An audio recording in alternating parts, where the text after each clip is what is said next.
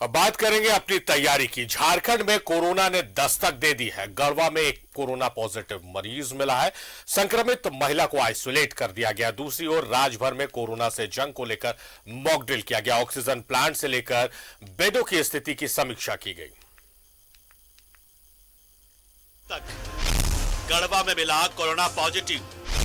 Corona से जंग की तैयारी की समीक्षा। झारखंड में कोरोना ने दस्तक दे दी है। जमशेदपुर के बाद अब गढ़वा में एक कोरोना पॉजिटिव पाया गया है। यूपी के सोनभद्र से एक महिला बंध्याकरण के लिए यहाँ आई थी, लेकिन जांच में वो कोरोना पॉजिटिव पाई गई। इसके बाद महिला फरार हो गई, लेकिन स्वास्थ्य विभाग की टीम ने उसे विश्रामपुर से खोज निकाला और आइसोलेट किया। कोविड जांच में भी जो है एक महिला जो है का पॉजिटिव निकला है। उसका हम लोग ट्रेसिंग किए और उसका आरटीपीसीआर भी जांच हम लोग करके और भेजे। झारखंड में अब तक कोरोना के 2 मरीज मिल चुके हैं। ऐसे में कोरोना से जंग को लेकर स्वास्थ्य विभाग की तैयारी भी तेज हो गई है। झारखंड समेत देश भर में कोरोना से निपटने के लिए तैयारी की समीक्षा की गई।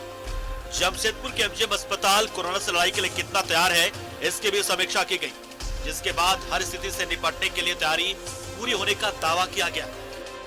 जैसा हम लोग तैयार करके काम कर चुके हैं, फिर से हम लोग रेडी हैं।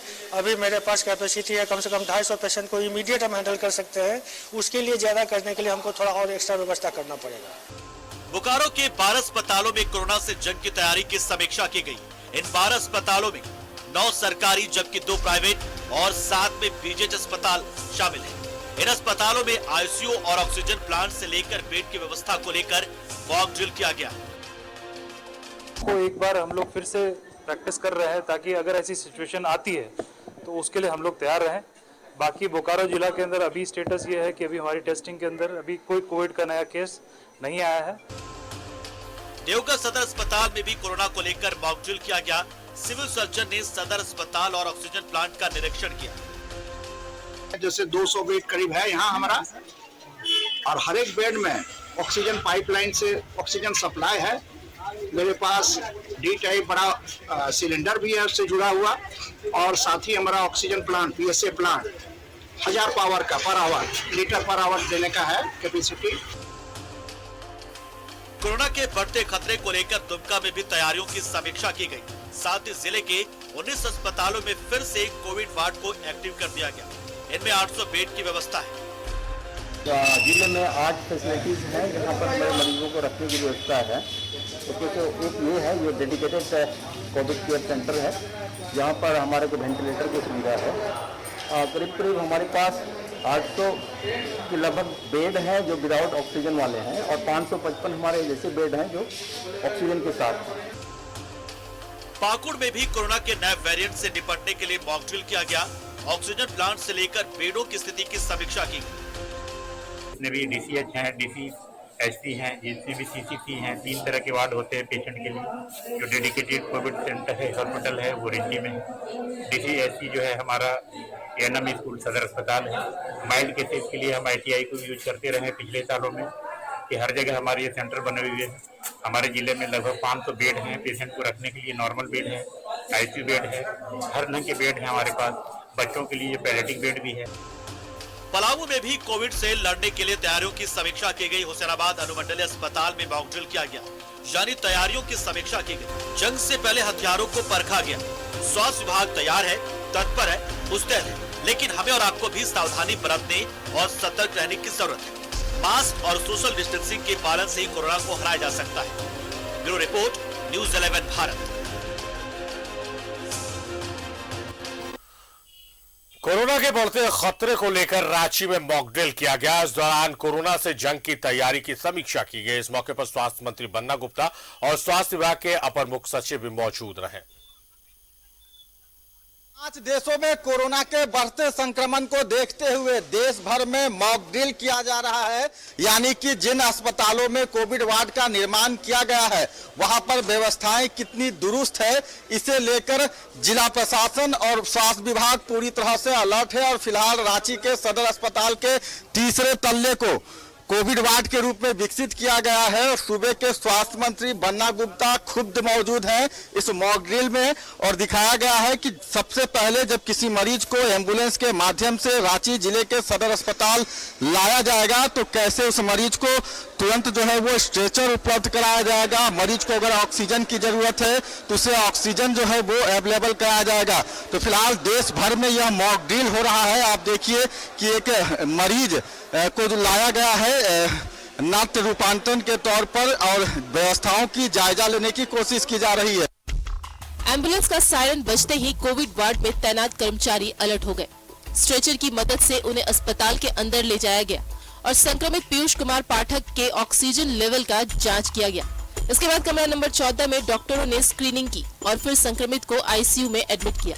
दरअसल कोरोना की आहट और ओमिक्रॉन वेरिएंट BF7 को लेकर मंगलवार को देश भर में मॉक ड्रिल किया गया।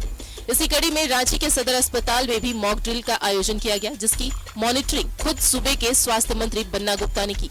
मॉक ड्रिल करके जो हमारी पूर्व में हम तो कोरोना से अब लड़ने के लिए अभ्यस्त हो गए हैं। कोरोना से लड़ने के लिए अब हम अभ्यस्त हो चुके हैं, लेकिन फिर भी जो विश्वव्यापी संकट फिर से आया है उस संकट के विरोध में हम हमारी जो व्यवस्था है वो व्यवस्था कैसे चाक चौबंद हो इसके लिए हम फिर से प्रयासरत हैं। हमारे राज्य में 19,335 बेड हमने सरकारी सुरक्षित कर लिए हैं, जिसमें हमारा जो है 1456 बेड ऐसे हैं जो वेंटिलेटर युक्त है। झारखंड के विभिन्न अस्पतालों में 19,356 बेड की आवश्यकता है। राज्य में 1456 वेंटिलेटर युक्त बेड है, जबकि 1435 आईसीयू बेड है। 11,356 ऑक्सीजन युक्त बेड है।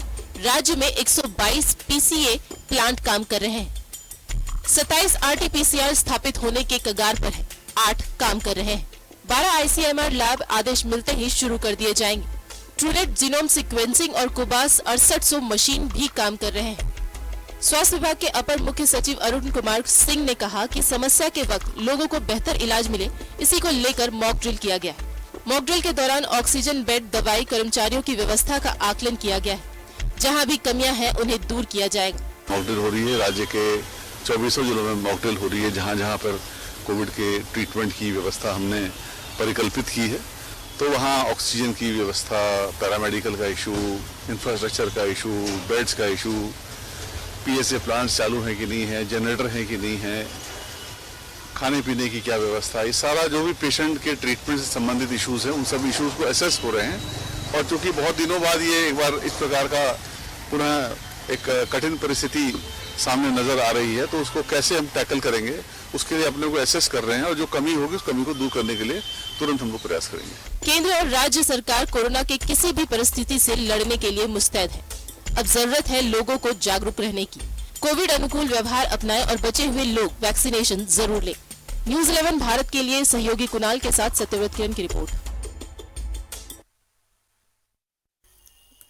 तो कोरोना को लेकर कितना हम तैयार हैं उससे निपटने के लिए, उससे लड़ने के लिए, और उसको लेकर मॉक ड्रिल किया गया और क्या कमी खामी देखने को मिली है, ये सीधे हम रुख करेंगे अपने सहयोगियों का। हमारे साथ रांची से सत्यव्रत किरण जुड़े हुए हैं, देवघर से दीप नारायण है और जमशेदपुर से प्रभात जुड़े हुए हैं।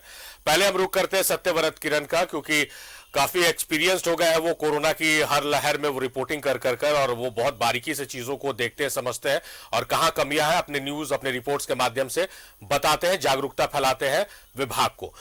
सत्यव्रत, मुझे लगता है कि मैं जस्टिफाइड नहीं हूं, मॉक ड्रिल, रिहर्सल, इससे आप तैयारियों का आकलन नहीं कर सकते। एक सिचुएशन, फिक्स सिचुएशन क्रिएट कर कि अचानक 10 मरीज, 12 मरीज, 15 मरीज, 20 मरीज अचानक अगर कोरोना संक्रमित लेके अस्पताल में पहुंचते हैं और अस्पताल प्रबंधन और नर्सेस, डॉक्टर, स्टाफ को पता नहीं है कि वो मरीज फेक मरीज है, तब आप आकलन लगाते तो ये बेहतर होता। मैं जस्टिफाइड नहीं हो सकता, आप जस्टिफाइड हो सकते हैं। किस रूप में आप देख रहे हैं ये जो संकट आ रहा है, जिसकी आहट सुनाई दे रही है? क्या दूसरे लहर में भी इस तरह की तैयारियां की गई थी, उसकी समीक्षा बार बार हो रही थी, लेकिन जब ब्लास्ट हुआ, कोरोना ब्लास्ट, तो सब तैयारियां धरी की धरी रह गई। तो वैसे सिचुएशन से लड़ने के लिए क्या हमने अपनी पुरानी गलतियों से सीख लिया है?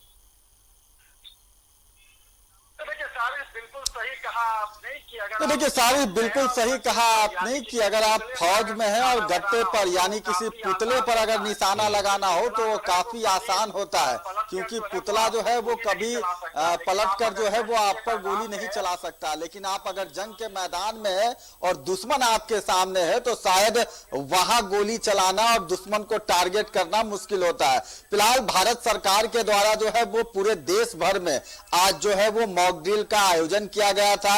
आपको पता है सारिफ कि चीन समेत दुनिया भर के 5 देशों में जिस तरह से कोरोना का संक्रमण भयावह स्थिति उत्पन्न करता जा रहा है, उसी को देखते हुए भारत सरकार ने एक मॉक ड्रिल का जो है वो आयोजन किया था। उसके पीछे कारण यही था कि जो संसाधन है, जो अस्पताल के चिकित्सक हैं, जो मशीनरी है, वो कितना काम कर रही है। यानी कि अगर चीन या फिर दुनिया भर के 5 बड़े देशों की जैसी स्थिति अगर अपने देश में होती है, अपने राज्य में होती है, तो कैसे निपटा जाएगा।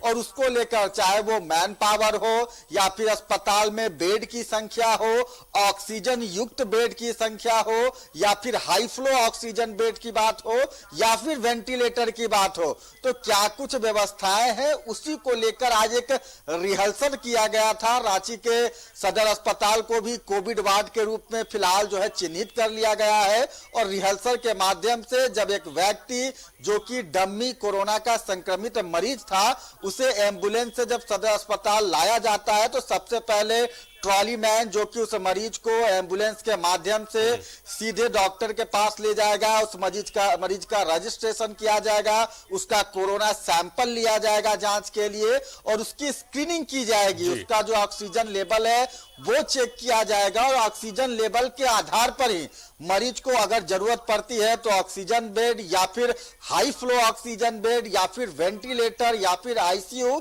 या फिर सामान्य बेड पर उसे भर्ती किया जाएगा। तो फिलहाल ये एक तरह का जो है वो रिहर्सल था, एक डमी कार्यक्रम था कि अगर कोरोना का संक्रमण अपने राज्य में फैलता है, तेजी से पैर पसारता है, तो उसके लिए कितना तैयार है हम। जहां तक बात रही सारिफ कोरोना के संक्रमण से लड़ने की, तो भगवान न करे कि कोरोना का संक्रमण हमारे देश या राज्य में प्रवेश करे या फिर चीन जैसी भयावह स्थिति हम या हमारे जो कलीग हैं, परिवार के सदस्य हैं, उन्हें देखने को मिले। लेकिन फिलहाल अभी वर्तमान की अगर आप बात करेंगे तो कई कमियां हैं जो शायद समय रहते स्वास्थ्य विभाग को सुधार लेने की जरूरत है। आप देखेंगे कि लगातार स्वास्थ्य विभाग के जो कई कर्मचारी हैं वो हड़ताल के मोड पर हैं। कोरोना के संक्रमण काल में मैन पावर को लेकर आउटसोर्सिंग एजेंसियों से कई लोगों को हायर किया गया था, लेकिन उनमें से कई लोग हैं जिन्हें समय पर वेतन तक नहीं मिल पाया। वैसे लोग अभी भी नाखुश हैं।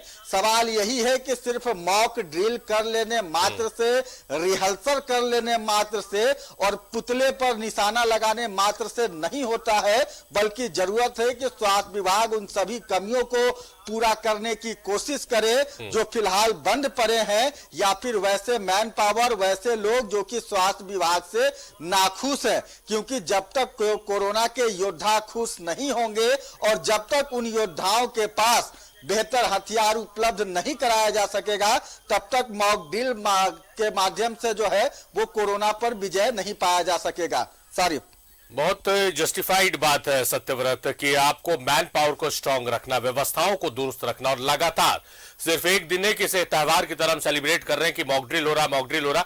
हर दिन आपको व्यवस्थाओं की समीक्षा करनी है। आपकी जिम्मेदारी है कि आप हर दिन समीक्षा कीजिए व्यवस्थाओं की और देखिए कि कहीं कोई कमी खामी तो नहीं है और उस कमी खामी को दूर कीजिए। जमशेदपुर रुक करते हैं प्रभात का, हमारे सहयोगी हमारे साथ जुड़े हुए हैं। प्रभात, मुझे याद है कि दूसरी लहर में इसी स्टूडियो से बैठकर इसी तरह हम इसी वक्त आप चर्चा करते थे और एक वक्त ऐसा आया था जब संक्रमित मरीजों की संख्या रांची से ज्यादा जमशेदपुर में हो गई थी और त्राईमाम की स्थिति हो रही थी। क्या वैसी स्थिति, अल्लाह ना करे, खुदा ना करे, भगवान ना करे कि वैसी स्थिति फिर से, जैसा सत्यव्रत ने भी कहा, कि वैसी स्थिति देश दुनिया या इंसानियत पर देखने को मिले, किसी भी दूसरे विश्व के किसी भी देश में देखने को ना मिले। लेकिन अगर वैसी स्थिति होती है तो क्या उसको लेकर आपको लग रहा है कि जो कमियां खामियां, जो लूप होल्स है, उसे भर लिया गया, उसे दुरुस्त कर लिया गया या किया जा रहा है उसे नोटिस में लाकर? बिल्कुल सारी, देखिए आपने सही कहा कि भगवान ना करे, अल्लाह ना करे कि फिर से वो स्थिति हम लोग को देखे जो सेकंड लहर हमने देखा था। और सबसे ज़्यादा मरीज रांची के बाद जमशेदपुर में आ रहा था। एक वक्त ऐसा भी आया था कि जमशेदपुर में सबसे ज्यादा पॉजिटिव केसेस आ रहे थे, मौत के आंकड़े भी डराने वाले, चौंकाने वाले आ रहे थे।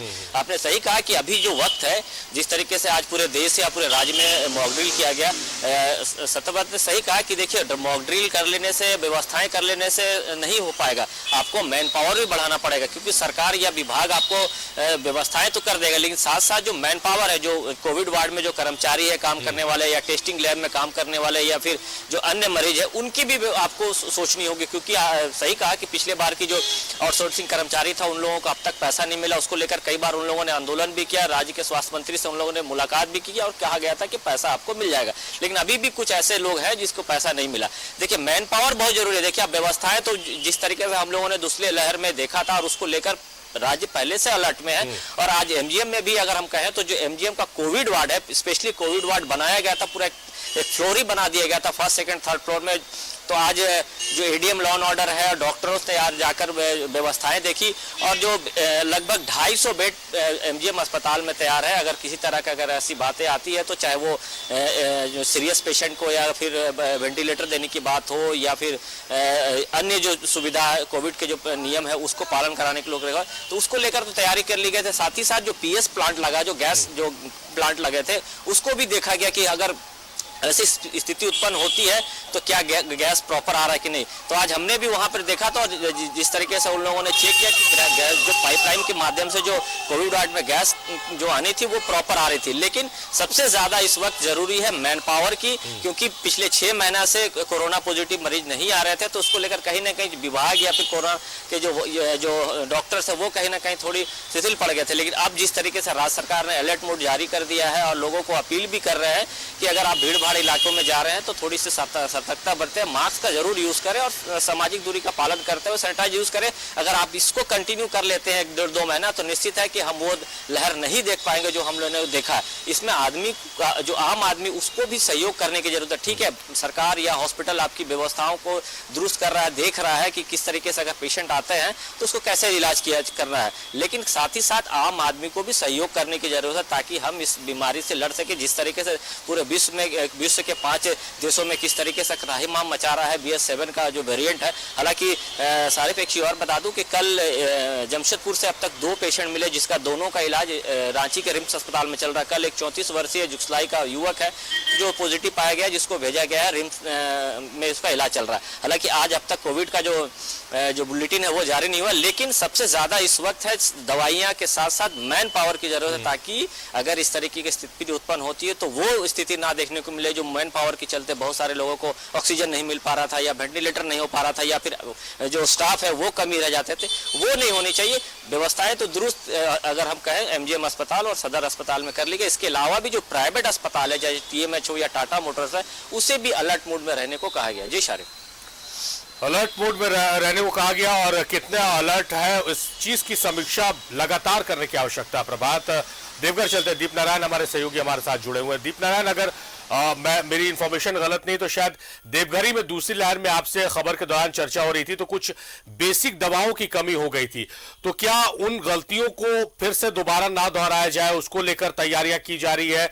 मॉक ड्रिल में उस बात को भी नोटिस में रखा गया है कि कम से कम सरप्लस हम दवाएं रखें, क्योंकि अजम्पशन का खेल है पूरा। हम ये नहीं कह सकते हैं कि 10 मरीज होंगे, 50 मरीज होंगे, 100 मरीज होंगे, 1000 मरीज होंगे, ये तो अज्यूम किया जा सकता है। तो बेहतर यह कि हम सरप्लस अपनी दवाओं को रखें, अपनी व्यवस्थाओं को रखें।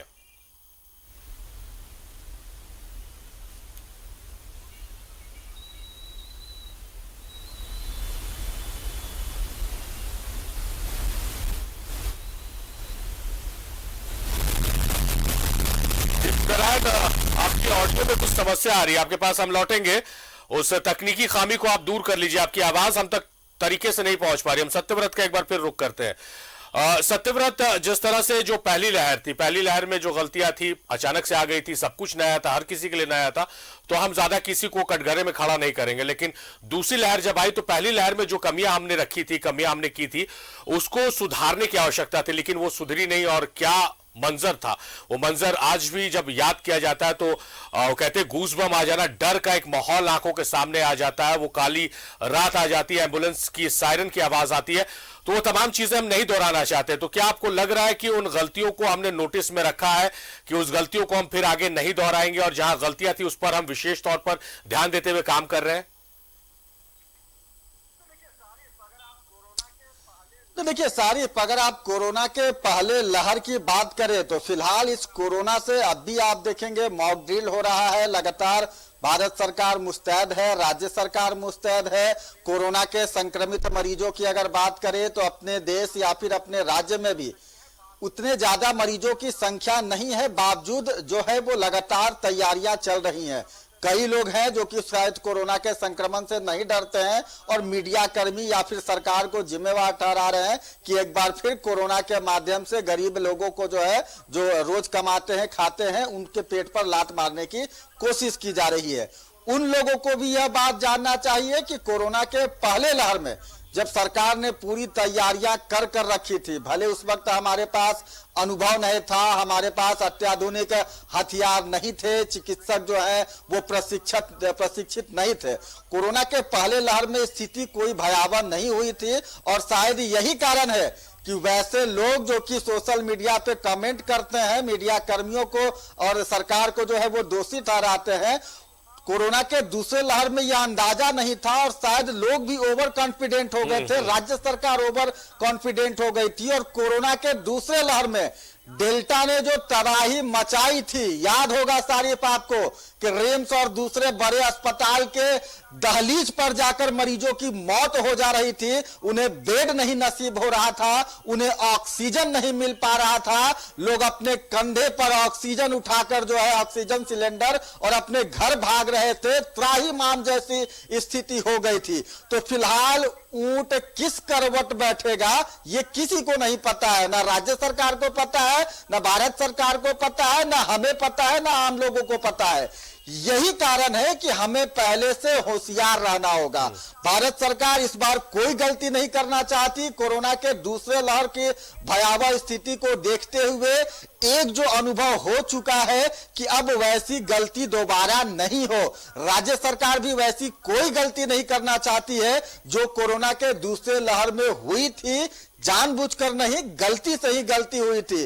तो एक बार फिर कोरोना के इस नए रिटर्न वेरिएंट ओमिक्रॉन का जो BF7 वेरिएंट है वो किस करवट बैठेगा ये किसी को अंदाजा नहीं है। इसीलिए जरूरी है कि सतर्क रहें, सुरक्षित रहें और हमेशा बचाव करते रहें। दूसरी बात हुई सारिफ कि कोरोना के पहले, दूसरे और तीसरे लहर में जो कमियां थी वो कमियां अब पूरी हो गई हैं।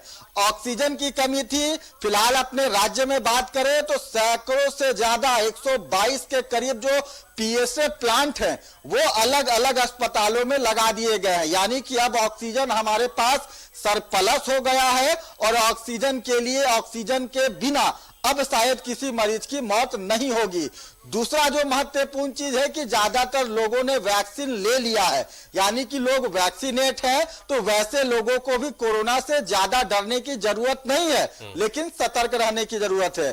तीसरा जो चीज है कि कई लोग जो कि कोरोना संक्रमित हो चुके थे उनके अंदर अब एंटीबॉडी जो है वो डेवलप हो चुका है, यानी कि कोरोना से लड़ने की क्षमता उनके शरीर में आ गई है, तो कोरोना का ज्यादा भयावह स्थिति नहीं होगा। बहुत पॉजिटिव बातें आप बता रहे हैं, तो दर्शक आपको सुन रहे हैं, जाहिर तौर पर उनमें जागरूकता आएगी। लेकिन सत्यव्रत, इसके साथ जरूरी है जो पहली बात आपने कही कि तमाम तरह की इंतजामात तो किए जा रहे हैं, लेकिन जरूरत है आपके, हमारे आम जनता के जागरूक होने की। जो गाइडलाइंस है उसका पालन करें, कोरोना को हल्के में नहीं लेना है। जो लोग कोरोना को हल्के में ले रहे हैं वो दूसरी लहर को याद कर ले तो शायद उन्हें याद आ जाएगा कि कितने लोगों को हमने अपने आसपास खोया है। दीपनारायण का रुख करते हैं। दीपनारायण, हमारी आवाज आप तक पहुंच रही है?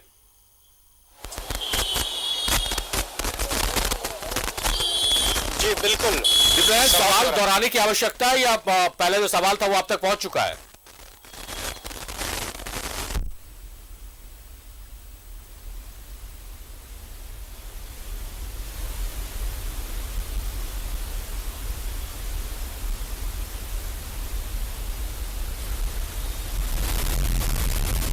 दीप नारायण से हम नहीं संपर्क साध पा रहे हैं। उनके ऑडियो में कुछ तकनीकी खामी है जिस वजह से उनकी आवाज हम तक नहीं पहुंच पा रही है।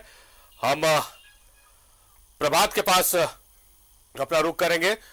प्रभात, जिस तरह से जो बातें आ रही हैं, जो तैयारियों की बात आ रही है, तैयारियों की समीक्षा की जा रही है और जो सत्यव्रत ने बहुत पॉजिटिव बातें बताई हैं कि जो कमियां थी उसको दुरुस्त कर लिया गया। ऑक्सीजन के वजह से कितने लोगों की ऑक्सीजन सही समय पर नहीं मिला, कितने लोगों की जान गई है, हमने देखा है उसको, तो वो कमियों को दूर कर लिया गया। आज की मॉक ड्रिल में कुछ ऐसी कमियां आई हैं जिस पर नोटिस लिया गया है कि ये जो है अनएड्रेस इशू था या अनएड्रेस, इसको अभी तक नोटिस में नहीं लिया गया था, ये समस्या आ सकती है और उसको सुधारने के दिशा में दिशा निर्देश अधिकारियों के द्वारा दिया गया और उस पर काम होना शुरू हो गया। ये आप देख पाए क्या? बिल्कुल शायद देखिए, जब मॉक ड्रिल चल रहा था, जो कोविड बिल्डिंग बनाया गया था पिछले बार जो एमडीएम अस्पताल में, तो वो कोविड बिल्डिंग का एक फ्लोर को आज पूरी तरीके से दुरुस्त कर लिया गया था। हालांकि लास्ट अगर हम बात करें, तीसरी लहर की बात करें, तो उस समय उस तरीके की व्यवस्थाएं नहीं थी, लेकिन अब उसी तरीके की व्यवस्था कर ली गई है। जो थोड़ी बहुत कमी थी, जो मैंने बोला, पीएस प्लांट के कुछ ऐसे जो पॉइंट्स थे उसमें ऑक्सीजन नहीं आ रहे थे, बाकी सब करीब करीब में आ रहा था, लेकिन कुछ एक आध दो पॉइंट में नहीं आ रहा था, उसको दुरुस्त करने का निर्देश दिया गया। जो एडीएम लॉ एंड ऑर्डर जो पहुंचे थे मॉक ड्रिल करने या फिर निरीक्षण करने के लिए, क्या तैयारी है, तो ये सारी चीजें थी। साथ ही साथ जो दवाइयां हैं उसको दुरुस्त रखने के लिए कहा गया कि पैसा ना हो कि लास्ट टाइम के जैसे दवाइयां ना मिले या ऑक्सीजन ना मिले। हालांकि ऑक्सीजन की कमी जमशेदपुर में तो नहीं होने, क्योंकि जमशेदपुर ने पूरे देश भर में यहाँ से ऑक्सीजन भेजा था, चाहे वो दिल्ली की बात करें या फिर हरियाणा की बात करें या फिर पंजाब की बात करें या फिर छत्तीसगढ़ या फिर मध्य प्रदेश या फिर यूपी में बात करें, तो जमशेदपुर से ऑक्सीजन भेजा गया था। तो वैसे ऑक्सीजन की कमी तो नहीं होनी चाहिए अब, क्योंकि पूरी तरह दुरुस्त है। लेकिन दवाइयों पर जरूर जोर दिया गया है कि जो जेनरिक दवाई है उसको कम से कम उपलब्ध रखा जाए।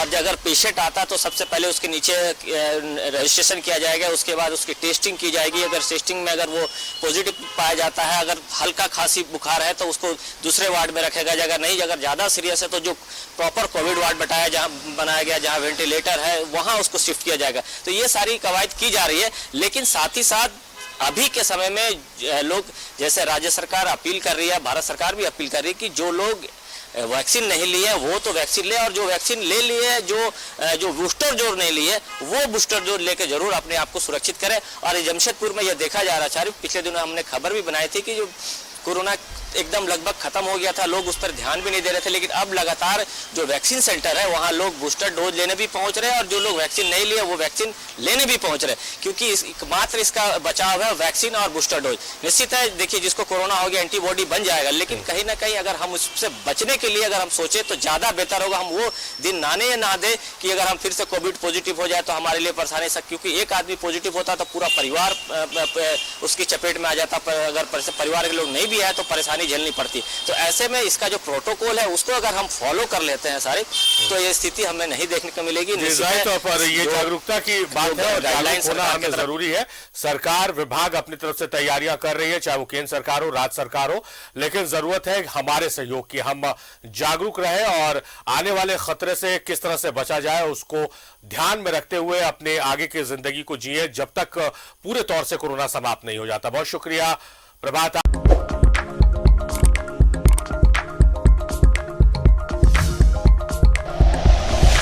Like and share videos, subscribe करें हमारा चैनल और प्रेस करें बेल आइकॉन। न्यूज़ 11 भारत, सच है तो दिखेगा।